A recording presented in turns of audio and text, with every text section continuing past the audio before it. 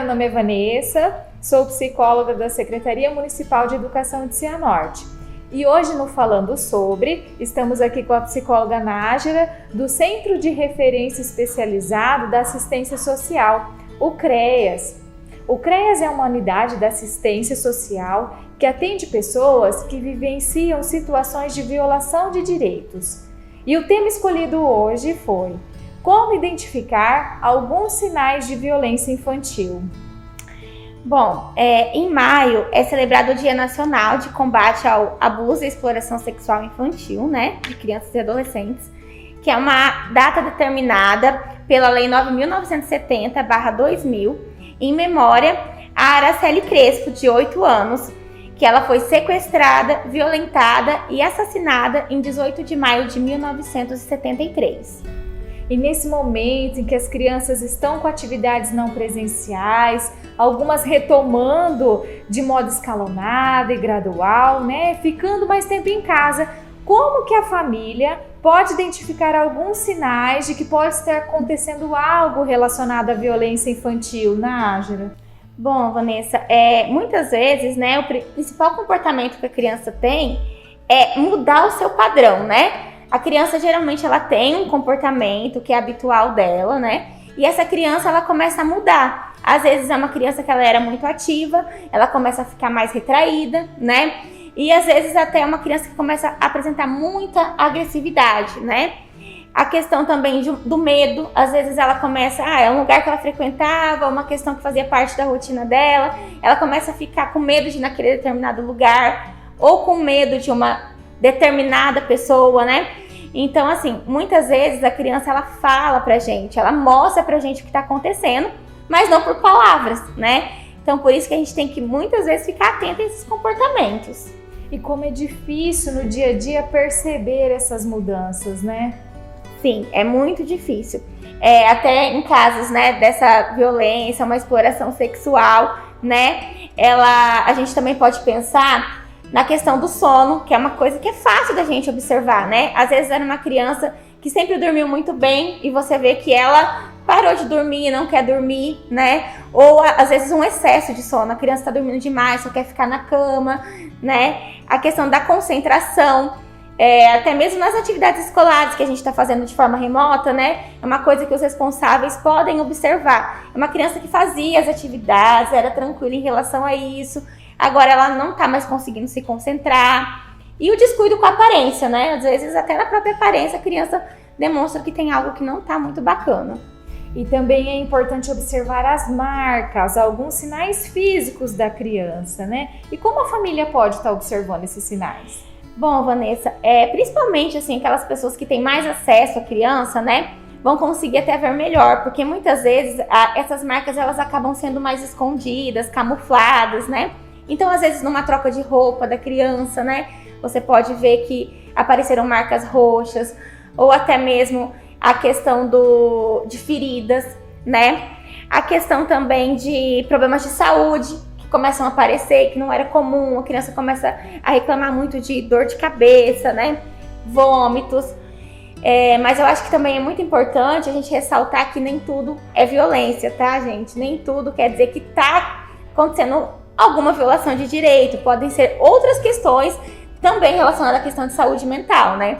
Então não é assim, eu percebi que meu filho tá apresentando determinado comportamento, tá sendo vítima de alguma violência, né? Não quer dizer isso, mas são sinais que é pra gente, né, levantar a nossa anteninha ali e ficar e observar para ver o que tá acontecendo. Algo está acontecendo, pode ser uma violência ou não, mas algo está acontecendo, né? E em relação à violência sexual infantil ou abuso, né? Acho que é legal a gente trazer aqui esse conteúdo que é tão polêmico, né? Então, o que é a violência sexual infantil? Bom, Vanessa, eu acho importante a gente até ressaltar, porque muitas vezes a gente vê algo como o abuso sexual infantil sendo só com a conjunção carnal, né? E não, uma criança que ela foi exposta alguma imagem que é inadequada para a idade dela, a criança que às vezes alguém passou a mão nas suas partes íntimas, muitos casos também em questão de, às vezes os pais dormem no mesmo quarto que a criança, é comum isso, e às vezes os pais acham que a criança está dormindo, não está escutando nada, está tudo bem, e a criança acaba vivenciando essa intimidade do casal, que é uma cena inapropriada para sua idade, né? Então também é uma violência sexual, né? Então é importante a gente ressaltar todos esses tipos, porque às vezes a criança até acaba indo fazer um exame, o exame vem falando, não houve nenhum tipo de abuso, não houve nenhum tipo de violência sexual, mas pode ser essas outras violências que não vão ser identificadas no exame, né? É por isso que eu sempre digo que a gente tem que acreditar na criança. Se a criança ou adolescente está falando que aconteceu algo, vamos abraçar essa causa e ir atrás de tirar a criança dessa situação que ela está dizendo que foi exposta. Porque não quer dizer que vai demonstrar no exame, né? Então, por isso que o mais importante é a gente sempre acreditar neles. E muitas vezes a criança não vai dizer alguma coisa, ela vai se expressar numa brincadeira, né? Então é importante estar atento a esses sinais, né? Exatamente. E em relação à suspeita, né, de abuso ou violência sexual, há alguma mudança de comportamento específico? Bom, uma das coisas assim que a gente pode perceber nessas crianças que estão sendo vítimas de abuso ou violência sexual é talvez uma sexualidade mais aflorada, né? A gente vê na rotina dela de brincadeiras, como você mesmo disse, né, Vanessa? Que às vezes ela tá fazendo brincadeiras de cunho sexual, ou às vezes começa a manipular suas genitais. E também, às vezes pode acontecer muito da criança ela voltar a fazer xixi ou cocô na roupa, né? É uma criança que assim, que já evoluiu, já saiu das fraldas, não acontece mais isso e de repente ela volta a ter um comportamento desse. É no mínimo um sinal de alerta para que a gente vá investigar o que está acontecendo e o porquê desse comportamento, né? E até uma questão mais infantil. Às vezes a criança, ela, né, começa a se infantilizar mais, né? Volta, às vezes começa a gaguejar, porque tem a fala também, muitas vezes ela traz algo de que não está bem, né? Então ela começa a gaguejar. São tudo comportamentos que a gente pode estar levantando a nossa anteninha para ficar em alerta. E também a gente precisa explicar para a criança que nenhum adulto ou criança mais velha pode manter segredos que não possam ser compartilhados com o pai, mãe, alguém da confiança dela, né? Sim, muitas vezes, Vanessa, a gente vê que esses tipos de violência vêm de pessoas muito próximas, né? Pessoa que às vezes a gente até acha que nossa criança está protegida, está bem cuidada, e daí acontece uma situação dessa. Por isso que é muito importante a criança entender que ela não pode guardar segredo dos pais, dos responsáveis, ela sentir essa confiança, até mesmo em questões de ameaças.